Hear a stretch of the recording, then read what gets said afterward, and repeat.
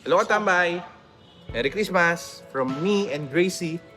Katambay, napansin mo ba?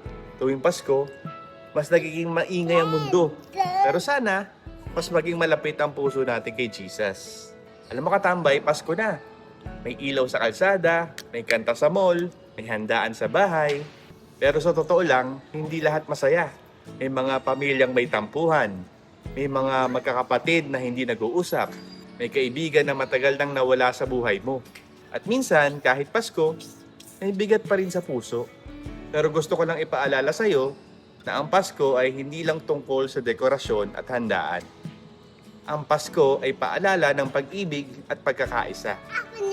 Sabi sa John 3:16, "For God so loved the world that He gave His one and only Son." At sa Luke 2:14, "Glory to God in the highest, and on earth, peace to those on whom His favor rests."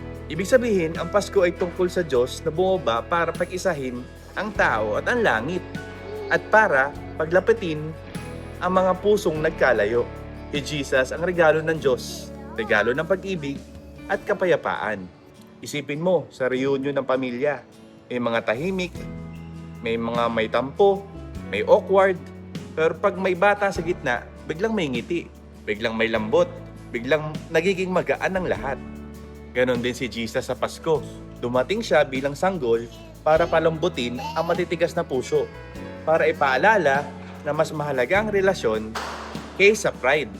Dapat ngayong Pasko, tayo ay magpatawad kahit hindi pa hinihinga ng sorry. Makinig tayo kahit magkaibang opinyon. Yakapin natin ang bawat isa kahit matagal nang may distansya. Pagiging mabait kahit walang kapalit. Pagmamahal kahit mahirap. Unity is not about being perfect. It's about choosing love. Alam nyo ba na best time for unity and love ang Pasko? Kasi si Jesus mismo ang nagpakita na example ng pagpapakumbaba. Kasi ang pagmamahal niya ang naglapit sa atin. Kasi ang mundo ay masyado nang divided. At sabi ni Jesus sa John 17:21, that they may all be one. Panalangin niya yan, prayer niya, para sa atin. Mula noon hanggang ngayon. Kaya Katambay, habang may ilaw sa labas ng bahay, sana may liwanag din dyan sa puso mo. Kung may tampuhan, baka ngayon ang oras magpatawad. Kung may lamat, baka ngayon ang oras para maghilom. Kung may distansya, baka ngayon ang oras para maglapit ulit. Because Christmas is not about having everything. It's loving everyone.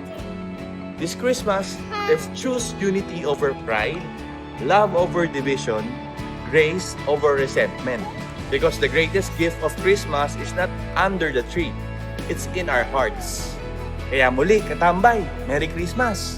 May your home be filled with love, your heart with peace, and your life with the presence of Jesus.